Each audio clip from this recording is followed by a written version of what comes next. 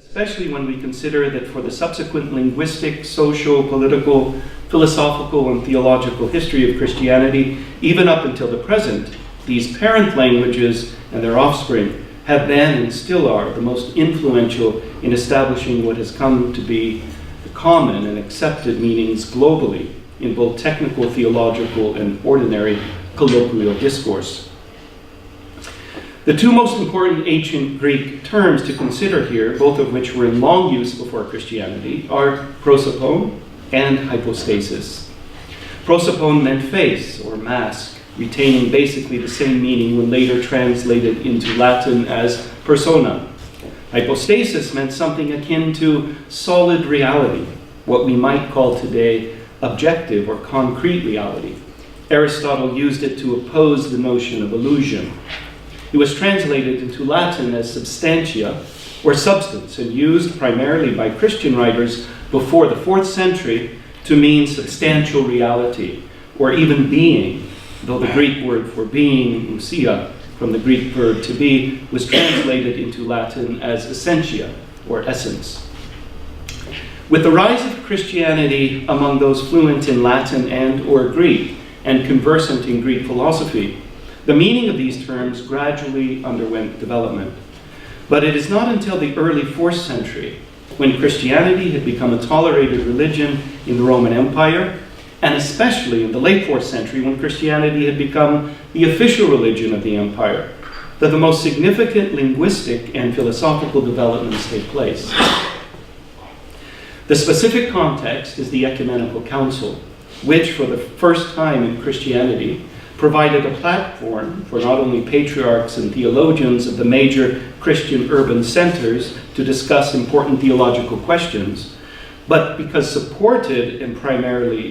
partially organized by the temporal rulers, all of whom were at least nominally Christian, provided a political framework sensitive to the practical, social, and political implications of the theological debates and decisions.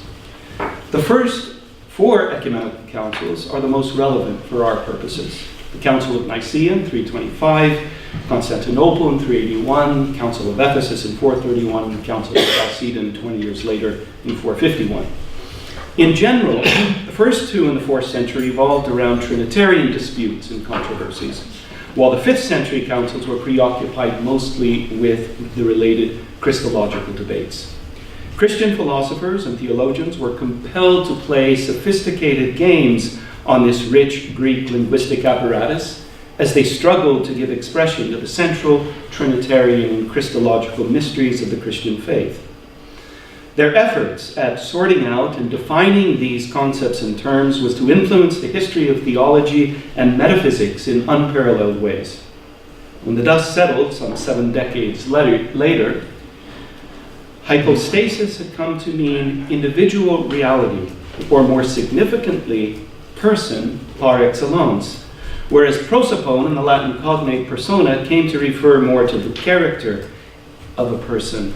and eventually personality, a development of, but still rooted in the original meaning of face or mask. After the councils of the 4th century, the well-known Orthodox Trinitarian formula, which still stands today in Orthodox Christianity, turned out to be 3 hypostases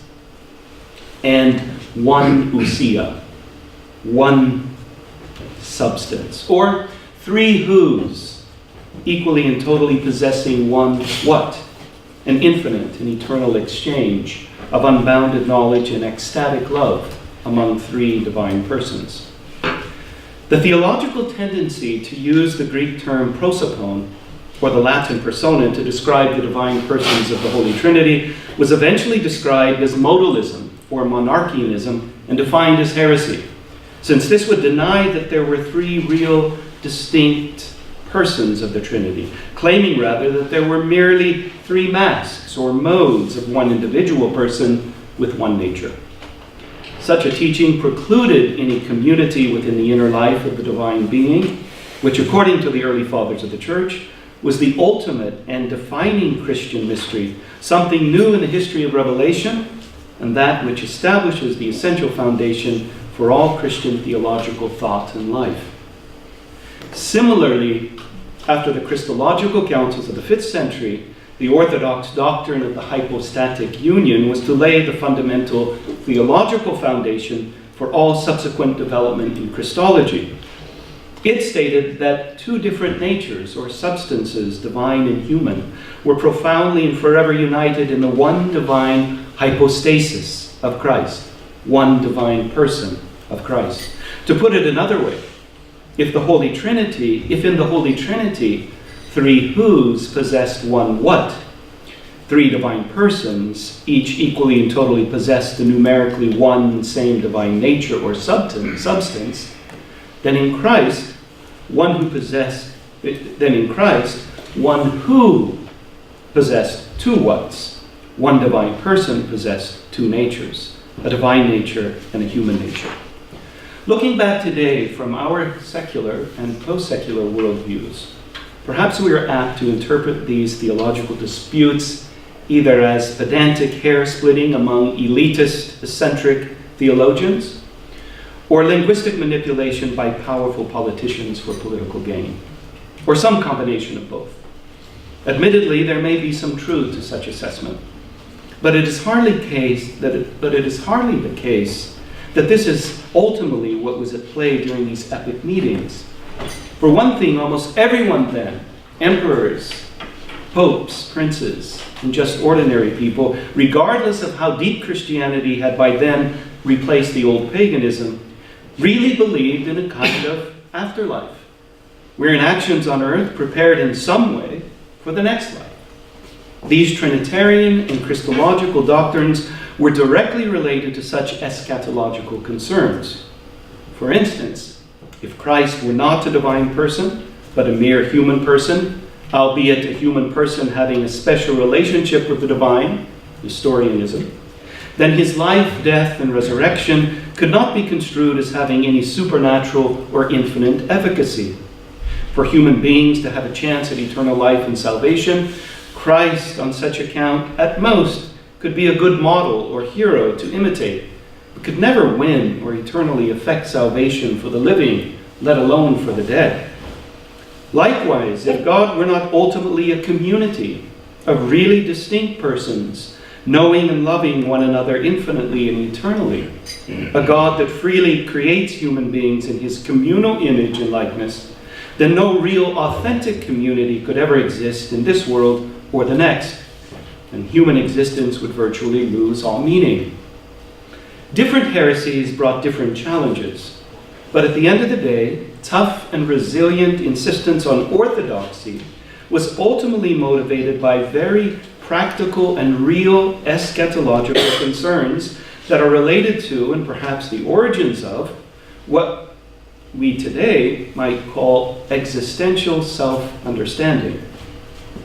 Surely, to speak of self-understanding in the late 4th century is going way out on an anachronistic limb that could break any moment, but a recent reading of Augustine's Confessions has convinced me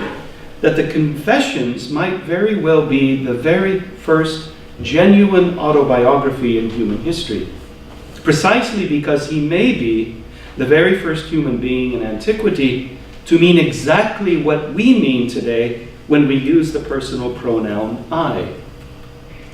Without the insights of the theological synthesis achieved in the 4th century, which Augustine inherits, I doubt whether this would have been possible. Though the ground for such a profound, intimate, and relational use of the term person, and thus of the first personal pronoun, was long in the making, as a study of the biblical record, especially of the Psalms and the prophets, as compared to other ancient literature, bears out. At any rate,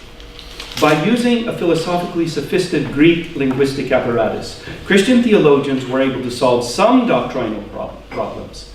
but other problems now emerged. Confusion and ambiguity persisted, because for one thing, not a few of the Greek terms either did not appear in or did not clearly correspond to the Semitic terms and concepts in the Hebrew Bible. One point. Moreover, the very first Greek translation of the Hebrew Bible, the Septuagint, often translated Hebrew terms into Greek terms that were not commensurate with or rarely even used in the technical language of the ecumenical councils. As a result, subsequent ecumenical councils were convened to further refine and clarify problematic, dogmatic quandaries that stubbornly refused to go away. For believers, at least as much was to be expected, given the limits of human language in attempting to give expression to unlimited eternal mysteries. Over time, therefore, another theological approach emerged alongside the rigorous task of doctrinal definition, which, in advocating an epistemology of mystery, insisted that the starting point in Christian theology must be in determining what the divine reality is not, rather than what it is. This came to be the preferred theological process of the mystics, known as the apophatic approach in Greek and the via negativa in Latin, though its origin was thoroughly biblical, rooted in the very first word of the first commandment in the Hebrew Bible itself, a commandment to listen, shema, silence. But as necessary as this is, as a starting point for keeping the commandments themselves, radical receptive silence is only the beginning.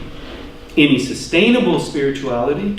must lead to action, and action depends on speech. This is a perennial problem for all the Abrahamic religions. How is it possible, using finite creaturely speech, to speak about an uncreated, infinite creator that is totally other than and in no way dependent on creation, and which, by the way, was not compelled to create in the first place? Here I have a long footnote on Meister Eckhart, wherein I describe something that is commensurate with what we just heard from Professor Bodwig, where the via negativa isn't negative enough. Within the official and strict, even if always not that clear, linguistic parameters marking the doctrinal red lines for Christian orthodoxy and heresy set by the first four ecumenical councils, linguistic and doctrinal development continued apace, with further Christological refinement in subsequent councils and theological treatises drawing primarily upon Platonic and Neoplatonic philosophical achievements for support. This trend would be seriously interrupted, but eventually profoundly deepened and complemented with the rise of Islam. For beginning in the 8th century with the expansion of the Umayyad Caliphate into the West, many of Aristotle's writings that had been translated into Arabic, various Syriac,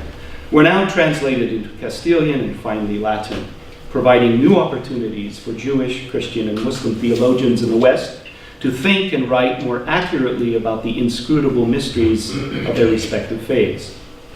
It is hard to overestimate the philosophical and theological impact on the Latin-speaking world of the Syriac and Arabic translations of and commentaries on, especially Aristotle's work. Among Western Christian thinkers who benefited most, Thomas Aquinas certainly stands out. Deeply influenced by Aristotelian logic, metaphysics, and epistemology, while inheriting elements of the Platonic and Neoplatonic tradition through Augustine, Pseudo-Dionysius, and others, and, of course, influenced profoundly by Ibn Sina, Moses Maimonides, Thomas added substantially to the evolution of our key term person in the context of the overall development of Christian doctrine. Perhaps the most significant development in this respect came through exposure to that work which came to be known at the beginning of late antiquity as Aristotle's categories. By the end of late antiquity, so by the 8th century,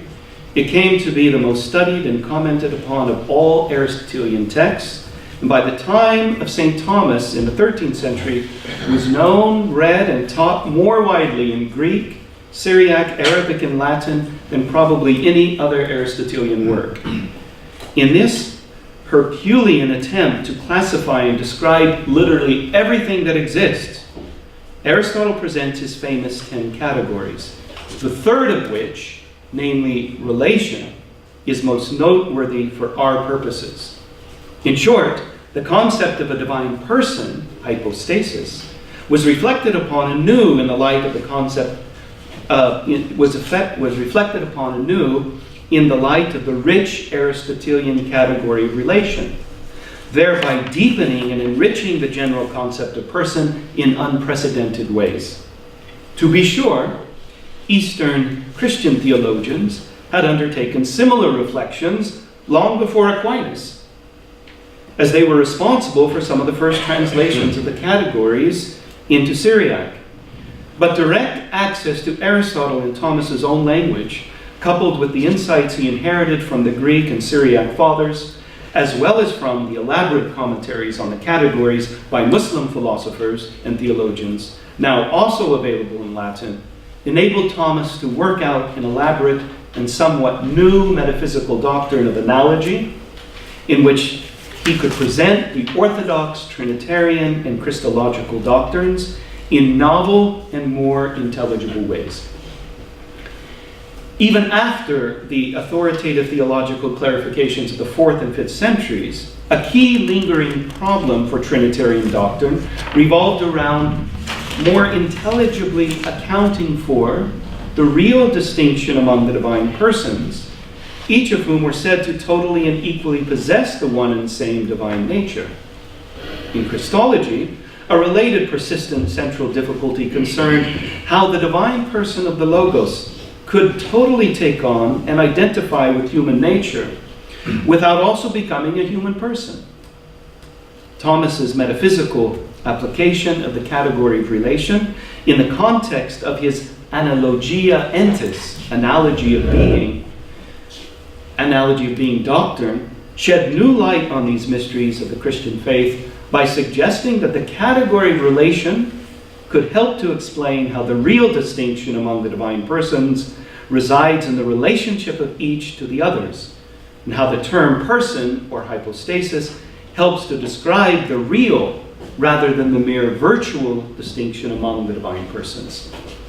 And with respect to Christology, Thomas's ontological interpretation of relation gave new theological impetus to the medieval theories of analogy and proportion, allowing for a better understanding of a creature's relationship of non-identity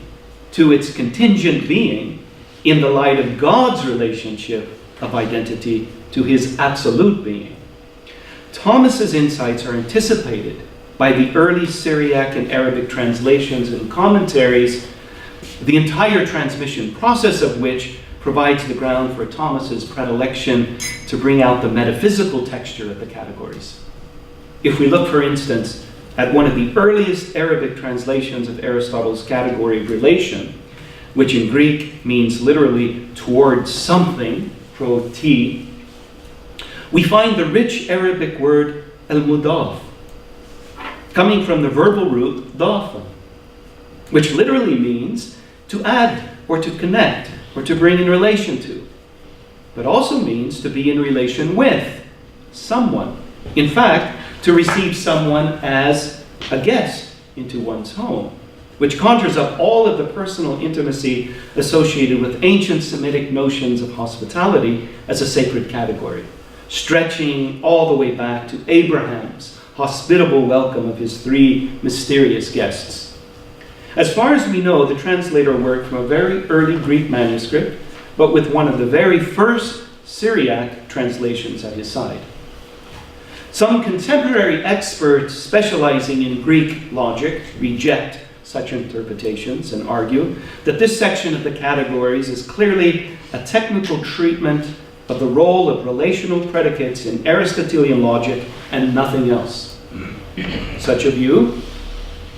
usually results from reading the categories in isolation from the rest of Aristotle's corpus, and apart from the tradition of how his overall thought was first received and transmitted, and finally synthesized with the work of his master Plato by Plotinus. In many ways, these reductionist readings are the legacy of the 17th century mechanical philosophy, which directly challenged the rich ontological concept of person as being in relation to another, with the notion of the human being as an atomistic, independent, thinking individual, Cogito ergo sum.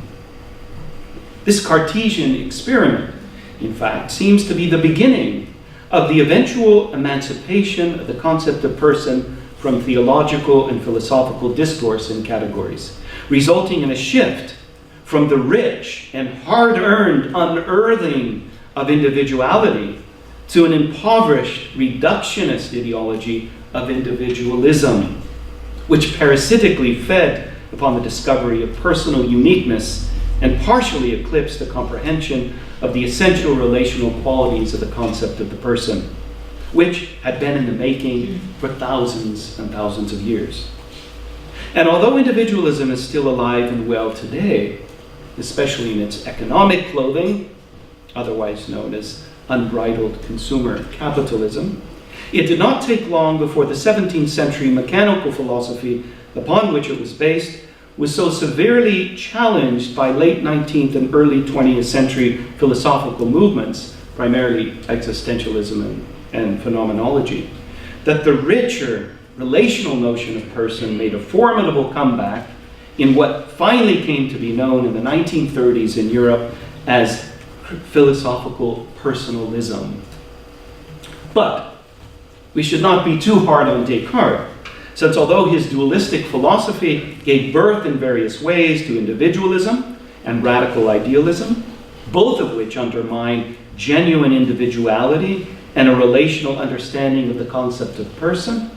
it is also simultaneously the case that paradoxically, his cogito ergo sum promotes a species of philosophical personalism that sounds as if it could have been uttered just yesterday, although it has been almost 400 years now. Just imagine how forceful his use of the personal pronoun I really is in I think, therefore I am, as the very starting point of his powerful meditation on personal existence. And any person is invited into this new philosophical meditation. This is the beginning of modern philosophy. It is hard to appreciate just how radical this was then, unless we also consider how overly impersonal and systemically arid much of scholastic philosophy and theology had become by Descartes' time.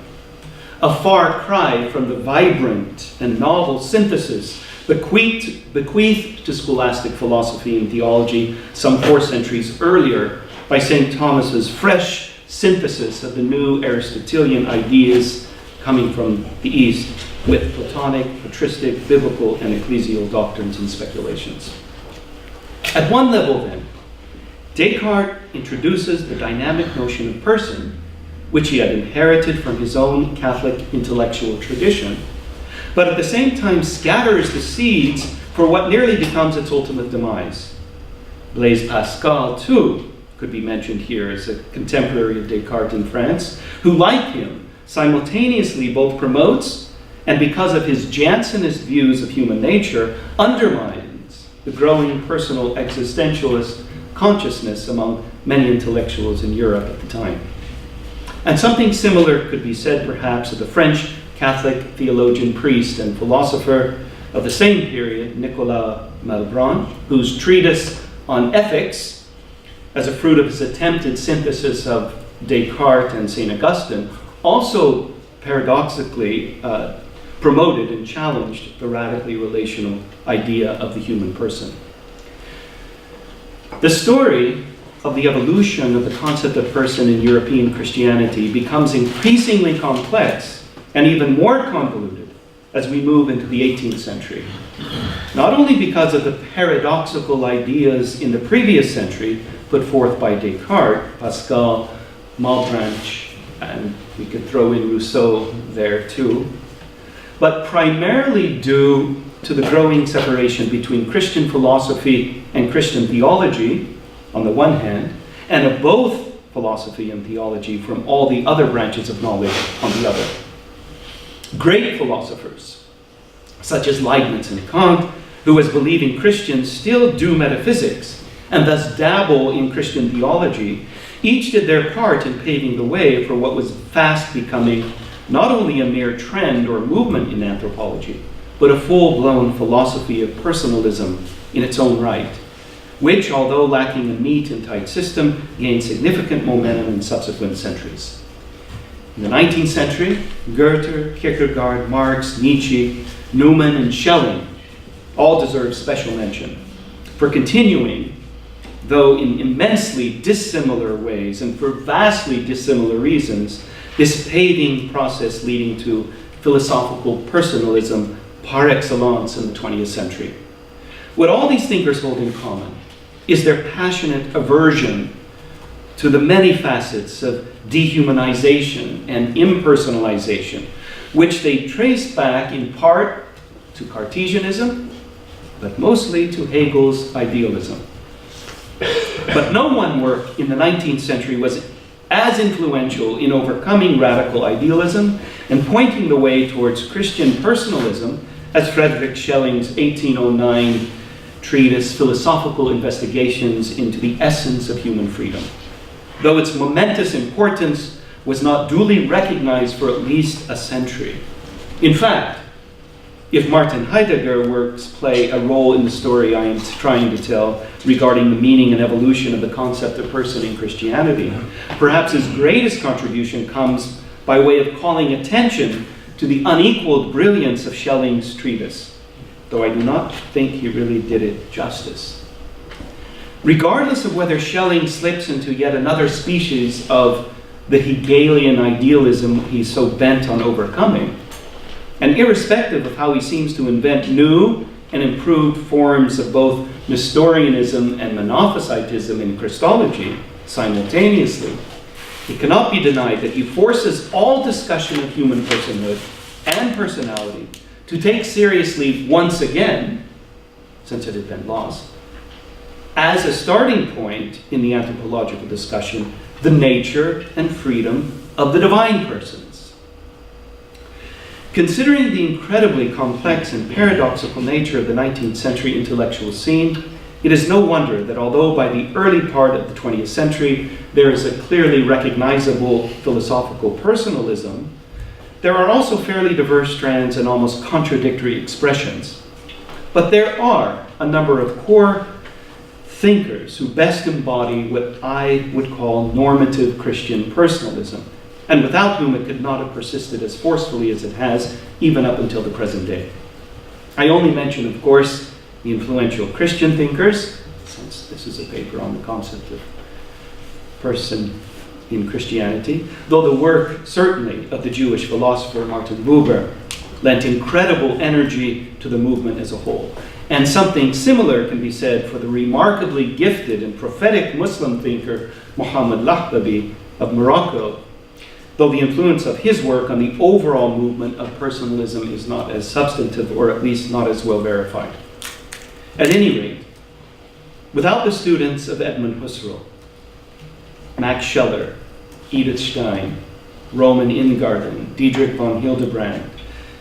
and without, in France, Jacques Maritain, Gabriel Marcel, in Russia, Nikolai Berdyaev, also in France, of course, Paul Ricoeur, but most especially Emmanuel Mounier, there would not be, as it were, a philosophy of Christian personalism. Of course, there are other highly significant 20th century voices to mention here, Marcel Proust and Karol Wojtyla, for instance, who were both giants in this regard, though in virtually opposite ways, and Hans Urs von Balthasar, who along with Joseph Ratzinger and Raymond Panecker, arguably among the most important theologians of the 20th century, also made lasting contributions to the philosophy and theology of personalism. In closing, and in the light of my own Christian faith, I now attempt to present a synopsis of the most central insights of Christian personalism, as I have been able to understand and internalize them after many years of not only reflecting on what it means to be a person, but on actually striving to be one. I approach the meaning of Christian faith here in the two dimensions of exclusivity and inclusivity, while emphasizing both the complementary relation and ultimate unity of these two dimensions. With respect to inclusivity, my remarks are guided by two passages from the New Testament and by Gabriel Marcel's account of human knowledge as established on an opposition between believing and objectifying, which leads to the epistemic suggestion that faith is the act of renouncing self-deception and abstraction. The first passage from the letter to the Hebrews describes faith, or belief, as the assurance of things hoped for, the conviction of things not yet seen. The second comes from the letter to the Galatians, wherein Paul argues that because Abraham's faith was reckoned to him as righteousness, and that because in Abraham all the nations of the world are blessed, and any and all who believe are the legitimate children of Abraham. All who reject abstraction, self-deception. These passages, in addition to Marcel's epistemic suggestion regarding the essence of what it means to believe, are applicable to any genuinely religious person, and even to someone who is not religious, who does not assent to a traditional religious creed, but who has an intuitive trust in the meaningfulness and the mystery of life and death, and who strives to cultivate intellectual and moral virtue. Christian personalism accepts these universal and inclusive descriptions of the meaning of faith, but the Christian personalist would simply qualify the biblical definition and say, the assurance of things that every person, insofar as they are persons, hopes for. The conviction held by every person, again, insofar as they are genuine persons, of those things not yet seen. But what are these things, we may ask? And does it not beg the question to speak of here of genuine persons? What is a genuine person? Well, we might start with describing what these things are not, as a way of approaching the mystery of what genuine personhood is. Since the Christian personalist also asserts, in keeping with clearly defined and consistent Christian doctrine, that Satan and the demons, whose name is Legion, for they are many in their convoluted divisions and perverse fragmentations, are also persons. But they are persons without personality, beings who have lost all being, and thus have nothing left to do but to feed parasitically on true being, genuine personhood, and personality. The things hoped for by genuine persons, then, are diametrically opposed to the things lusted after by shadow persons. Closed, egocentric individualism, as opposed to open individuality in loving communion. Violent fragmentation as opposed to calm and peaceful unity. Despairing fear as opposed to truthful pleasure and beauty. Deceitful, destructive violence and meaningless pain as opposed to loving joy and pleasant rest. Crushing confusion and complexes as opposed to clarity and enlightening contemplation. Endless darkness as opposed to infinite light. In a word, the isolated, deceived self, as opposed to the related person. On this account, then, Socrates' know thyself had nothing to do with that quintessentially modern Cartesian obsession with the search for that thing called the self, as if the self were some sort of static core in the center of each human being, just waiting to be discovered through the right scientific, psychological, moral, ontological, spiritual, or technical technique. The fundamental impetus for the ancients and the overriding concern for the Christian, or any other kind of personalist for that matter, is a kind of existential revival of the ancient impetus. Knowing thyself means knowing what it means not to know. Means knowing what it means to be human. Means knowing how to live a good life. A life of virtue. Not some sort of isolated and safe, individualistic life of either deceptive, self-righteous, certain piety, or arrogant self-indulgence, but of an unpredictable, even dangerous life of flux, in constant struggle to discover what it means to be a being essentially constituted toward the concrete, not abstract, other. What it means to be honest, to be courageous, to be chaste, to be faithful, to be prudent, to be daring, to be generous, to be grateful, to be magnanimous, to be humble, to be human, to be a person, ever aware that tomorrow this might mean something slightly different than what it meant today. Precisely because we are and are being constituted each hour, each day, as persons in relation to everything and everyone around and next to us. Beginning in the womb, continuing and intensifying as we grow more complex, at first totally receptive, and then gradually becoming active. What we hear, smell, taste, touch, and finally and most powerfully, what we see when we emerge from the womb, what our brain perceives, what we suffer, everything we experience is constantly constituting who and what we are. When we begin to grow and mature, this radical receptivity gradually turns into an activity. And then what we choose to do, to think about, to see, to hear, to touch, begins to mold our constitution in new dynamic ways. Our acts of virtue and vice, our being present or absent to the present moment, our thoughts, our desires, all constitute us as beings in relation. No, more than that, as relations, by definition, persons par excellence, capable of uniting with the objects of our thought, our contemplation, our desires. And finally, regarding the exclusive dimension of Christian faith, which, as I have said, I approach as complementing inclusivity, not contradicting it, I am likewise guided here by the New Testament and insights from both Gabriel Marcel and especially Emmanuel Mounier, who brilliantly stress the need to protect individuality by sharply distinguishing collectivity from community. Of course, many others in the 1930s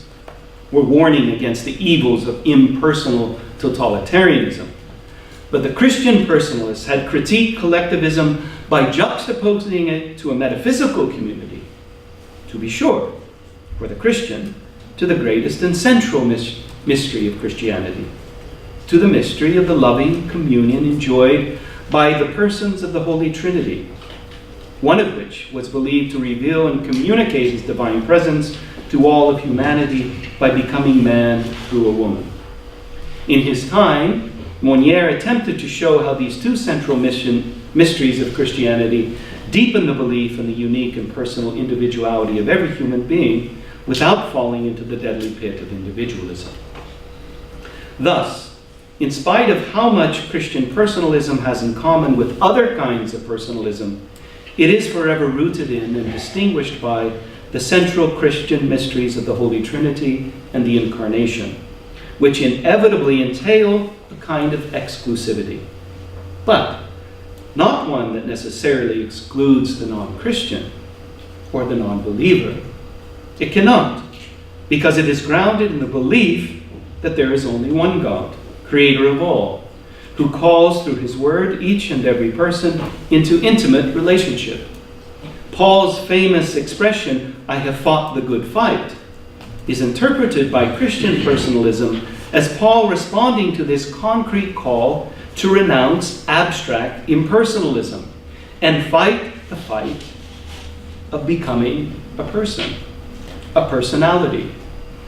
who participates in the battle of the angelic persons to pave the way for the divine persons to divinize them, to release them from their self-deception. That is to say, to assist men in their self-struggle to become persons, who will then enjoy intimate relations with the divine persons as sons of the Father, brothers of the Son, and brides of the Holy Spirit. The Incarnation, then, for the Christian personalist is a fulfillment of the promise to Abraham to bless through him and his nation all the nations of the world. Paul's good fight is won in that he has allowed himself to be personalized by the personal victory of the divine person, hypostasis, over all deadly tendencies to reduce a person to a mere object. In this, the two ancient meanings of and words for person, hypostasis and prosōpon, are newly united, and each and every person is invited to take his place in what the New Testament calls the heavenly Jerusalem, at the eternal wedding feast of God's Word, an incarnate divine person, a sacrificial lamb who through his death and resurrection has overcome all dehumanization and impersonal abstraction. The invitation to the wedding feast of the Lamb, the last book of the New Testament, then, according to the Christian personalist, is extended to all creatures, to all of creation, inviting human beings especially to become persons, to take on personality, so that they may enter the feast not as a mere guest, but as the bride herself, in endless humility, in all of the exclusive intimacy this naturally entails,